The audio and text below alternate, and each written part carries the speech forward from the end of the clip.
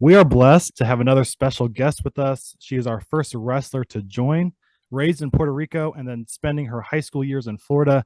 She was a two-time Florida State champion, regional champion, and had two undefeated seasons. She is currently a senior at Missouri Baptist University and has dominated over her 4 years there. Her college career includes being a four-time All-American, and she is also a member of the Puerto Rico World Team. Miss Karoline Ortiz is here with us today. How you doing, Caroline? I'm doing great. Thank you for having me. How are you? Doing good, doing good.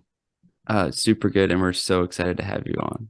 For sure, for sure. So we mentioned a little bit off air, but Florida, New Jersey, Puerto Rico, Dominican, break it down for us. Where are you from? Okay. So I was born in New Jersey. I was there for about a week, so I don't really know what part. And then my mom took me to Puerto Rico. I lived there for about 7 years. Then I went to the Dominican Republic for 6 years. Then I moved to Florida for from my middle school all the way to my high school. I mean, and now basically. Mhm. So I'm a little bit from everywhere. Yeah, yeah. So was your family Puerto Rican? So half of my family is Puerto Rican and half of my family is Dominican. So I have Gotcha. family all over. Yeah. Right on, right on. So how about Florida, Puerto Rico, Dominican? Where did you feel most at home, I guess? That's a tough question. So I never really felt at home in Florida. It Uh-huh. always was between Puerto Rico and the Dominican just because I miss my family. I didn't, when we first moved over there, it was just me, my mom, and my siblings. So when you ask me where does it feel at home, I would just say both since I have both of my families there, you know? Yeah. And then you compete for the Puerto Rican world team, but you could choose between Puerto Rican and Dominican, or could you not? I could choose between Puerto Rico, the Dominican, and the US since I was born in the US, but I chose to be on the Puerto Rico team. But once you choose a team, you can't just change teams. You know, I can't Yeah. just represent Puerto Rico, then the DR the next year, and then the USA yeah. So, Gotcha. but you could do that if you took a 5 year gap in between. So you'd have to take off, stop wrestling. Yep. That's So crazy. it's not worth Yeah. it. Yeah, for sure. Gotcha. Gotcha. And so now you're at Missouri Baptist, um, in beautiful St. Louis, Missouri. And just wanted to kind of ask, how has your time been wrestling at Missouri Baptist and also taking classes there? Like how has it been doing both?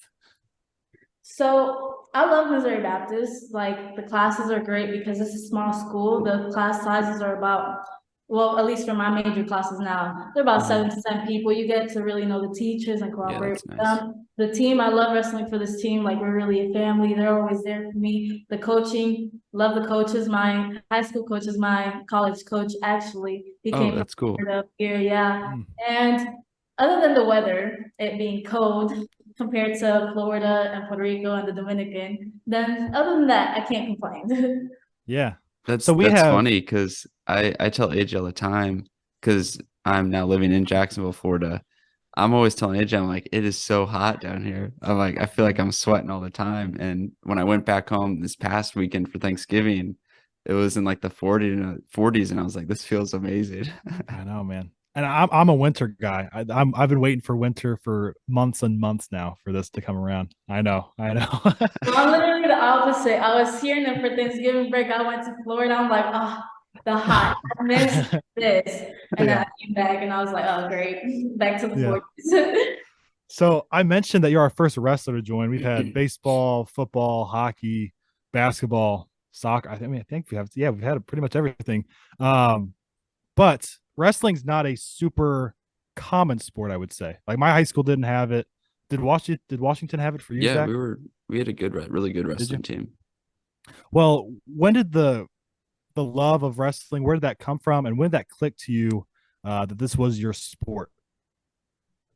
I would say because it's an individual sport compared to football, baseball, other sports, like I don't like team sports because you can blame it on other people. Like, oh, that person didn't do their job, so that's why we lost. This person, no. With wrestling, it's just individual. If you don't put in the work, you're not gonna get the results. you put in 100, you're gonna see the results on the mat. So everybody that like BS is basically, or like, oh, I'm doing this, but it's slacking, everything shows on the mat. So that's pretty much why I fell in love with it. Yeah. Yeah. And Couldn't say it better myself. yeah, like that's a amazing attitude Yeah. towards wrestling. That's probably why you're amazing at it. Mhm. And my question, you kind of answered it, but what does it what sets wrestling apart? And it's that individuality and just like it's you versus the other person. And it's like everything is on you to get the dub, basically. It's a mentality. Yeah. Yeah. 100%. Like I said, you slack off is gonna show. That's why I love it so much. Like you put in the work, I try to put in as much as I can, give my 100%, so it can show off the mat. Sometimes, you know, wrestling is cruel. I mean, stuff happens, life happens, personal stuff happens. So when personal stuff happens, and you can't do certain things, and then you come back, and then you lose.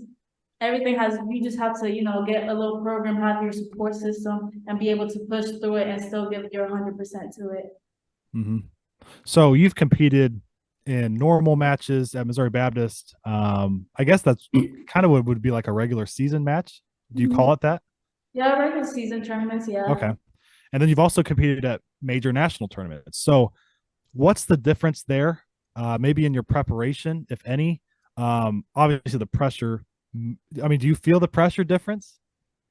Not really. I feel like the pressure is the same. Well, I had competed in Spain last month, and coming up to it, I felt a little pressure, and then I was like, okay, Caroline, it's still the same thing. It's still just another human being. Everybody's beatable. Everybody has their bad days. Everybody, you know, everybody's beatable. So at first I was nervous, and then like the week of competition, I was like, Caroline, you've put in everything towards this. Like this is your goal.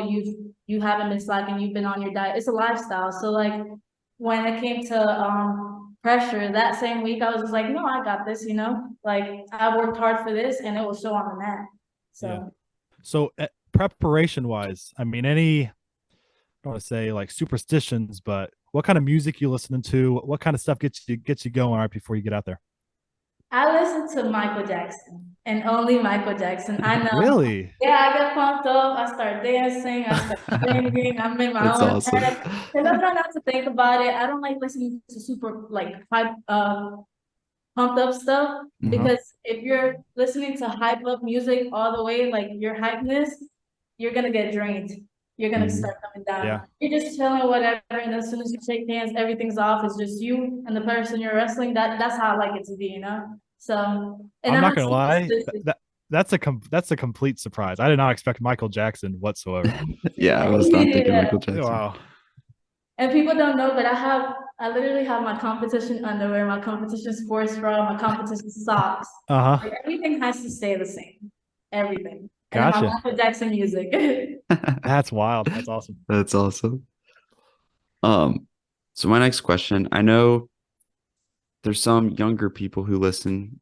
Really, just I know some of my cousins listen who are little. Their mom plays it for them in the car. But my question is, what is some advice you would give a young athlete who wants to pursue a collegiate athletic career? I would say just, like I always say, just give 100 to it, you know. People always doubt you, they'll always talk down, but as soon as you get on that medal stands and you're doing your achievements and success, then they'll be the first ones clapping, oh, I'm so proud of you. You don't gotta listen to them. I block them off. You wanna tell me, oh, you're never gonna get there, whatever, I'm just like, all right, cool, whatever, I'll prove you wrong. And then you'll be the first one right there, oh my God, I know her, yeah, all right. But other than that, yeah, just keep on pushing. Don't listen to the negative stuff. Have a good support system. That's the main point. Know who your real friends are and your family and your coaches. Trust them, and they'll get you where you need to be. I should have asked this earlier, but how did Missouri Baptist come as an option for you? How did you hear about it or have that connection? So I actually verbally committed ending of my sophomore year in high school. And then I committed my junior year. So I heard of Missouri Baptist because of my high school coach. He knew the head coach here, and then he was like, yeah, like if you go here, I'll be able to come to tournaments and coach you. We're friends, we're cool. All right. I was like, I'm all in. Like my coach is like my dad. So I was like, it is what it is. That's where I'm going. And then once we got here, that's the same thing. My freshman year, he would come up for the tournaments. My sophomore year, he started coming for more practices and tournaments. My junior year, he became an assistant coach. And this year, he's the head coach. Wow. Right That's on. awesome. Right on. So I'm one that believes NAIA level is extremely underrated. I think it's very comparable to the Division II level. I think NAIA is more talented than the D3 level. You have dominated this level though. Has there been any thought in your 4-year career? Because you're going into your 4th year or going into your 5th year? This is my 4th year. Okay. So has there been any thought at any point to maybe go to a D1 school, or have you just been really adamant on just staying here?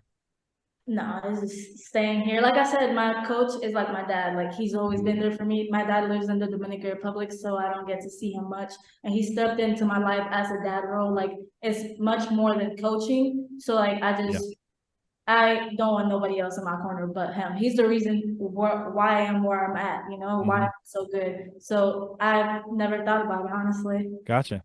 And I've mentioned several times now that you've absolutely dominated at the NAIA level. So do you have any, I'm sure you have memories, tons of memories, but is there one that stands out to you, a favorite memory, a favorite moment you've had, a favorite accomplishment?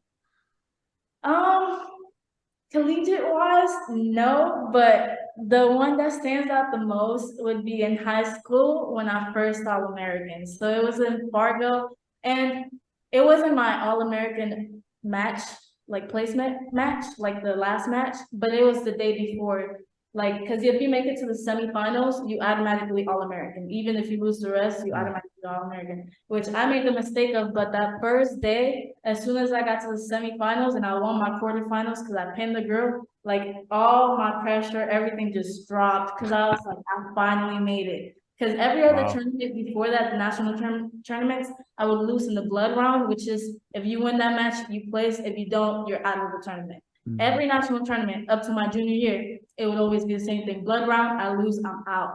And then everybody that would come on the trip, they would All-American. I would see them get their trophies and stuff. So when I got to my junior year, that first day I got to the semis, I won my quarterfinals, like everything just like dropped. I was like, oh my God, I made it. Like that's crazy. So that's the one match that I would just like always remember. Is there anything, before I hand it off to you, Zach, because I've been talking a while here, but is there anything that you haven't achieved yet that would give you that feeling of just like, oh, I'm here, like I did that? Winning worlds. So the world championships, that's the feeling. And then, I want to go to the Olympics. I want to get a gold medal, and that's probably the next big thing. That's when that feeling is really going to hit me. So yes, ma'am. Right on. Yeah. So you kind of talked about this a little bit with your coach, but what are some of your role models that have helped you throughout your successful wrestling career so far? So I would say my coach, like I said. And then at first I did start looking up to people, and then my coach was like, don't look up to people because one day they'll be your competition. Which that really sank in because I would look into the seniors, into like older people winning worlds and stuff when I was in high school, and he was like, you shouldn't be praising them, you shouldn't be looking up to them because one day they'll be your competition. Like, yeah, you can be like, oh yeah, they're good wrestlers or whatever, but you shouldn't, like be all over them. Oh my God, I love her, because one day you're gonna be right next to them, face to face, wrestling them. So other than my coach and my mom, because she's always there for me and allowed me to wrestle, because I'm sorry, I'm getting off track, but Oh, no, you're fine. I had put cheerleading into wrestling, and then I didn't tell my mom because I knew she wouldn't have liked it. So I told her I would be at cheerleading practice. One time she picked me up thinking from cheerleading, she seen all the cheerleaders come out, and she was like, oh, she's not there. She found out I was wrestling. She made me quit for a week. She made me quit. She's like, you're never wrestling. I was like, no. I started bawling my eyes out every day. I was like, I begged her to let me go back in, and she did. So I got that's good. She tried to ruin your career. But she let me back in, so it's all good. Yeah. Is watching film a big thing for wrestling? Yes and no. Like personally, I don't like watching film. So I'll tell my coach, let me know what matches I have to watch. If I don't have to watch them, I'm not going to, because there is such a thing as you're watching too much film. Mhm. Like when you start doing junk stuff just because you've seen it in a video and then you start losing matches. I've seen that happen where I see like great wrestlers, they start watching too much film and then their career starts going down the hill because they start like just trying stuff that's just not going to work, you know? So Overthinking it. exactly. So I don't like watching matches, honestly, other than reviewing with my coach. My past matches, we'll just talk about what I need to fix and then just move on from there, you know? Other than that, I don't really watch film unless I have to. Yeah, I mean that's what I was gonna say next is, do you watch your own film more than opponent stuff? Yes. Okay. I probably more than I should. Yeah. Sometimes I try to, keep it back because I overthink sometimes, so I just keep replaying that same match, and I slow it down and I'll speed it up and then slow it Yeah, back yeah, down. yeah. I'm like, this is what I did wrong. And it'll be in my Yeah. head for forever, honestly. I can remember every match I've lost or who I've lost to. And then I just Yeah. write down who I lost to, why I lost to them. So yeah, I do watch my own film more than I should, but Uh-huh. I try to limit it. And when does season begin and end for you? In season. Like college season. Yeah. Yeah.